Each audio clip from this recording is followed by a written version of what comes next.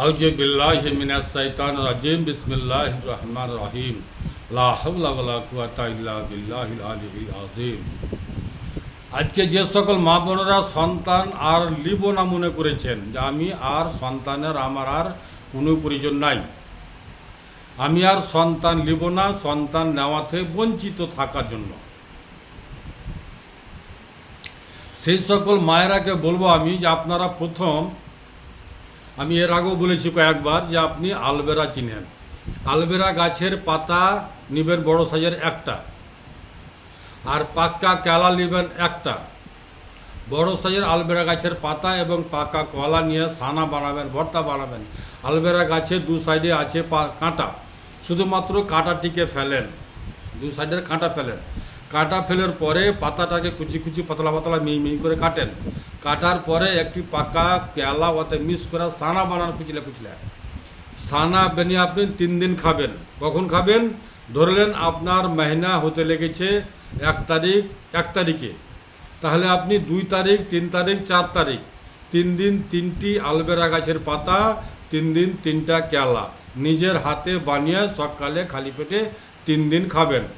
3 দিনে আপনার মহিনা হওয়া, ব্লাড যাওয়া 3 দিনেই ভালো হবে আলহামদুলিল্লাহ। ভালো হয়ে গেল।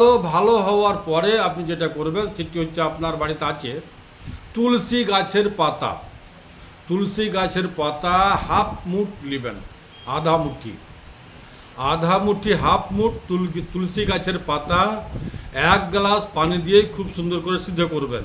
1 গ্লাস পানি যখন মরতে মরতে আপনার হাফ গ্লাস হয়ে যাবে, তখন আপনি মাত্র 3 দিন খাবেন। এইভাবে বানাবেন আর এইভাবে খাবেন, 3 দিন খাবেন। তুলসী গাছের পাতা, তুলসী গাছের পাতা 3 দিন খাওয়ার পর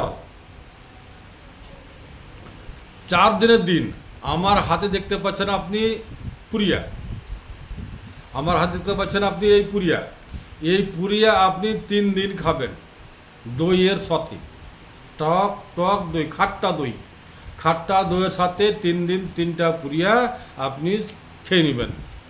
আলহামদুলিল্লাহ, আপনি চিরস্থায়ের জন্য বাঞ্জ হয়ে যাবেন, আপনার আর সন্তান হবে না। জি হ্যাঁ, এটাই সত্য।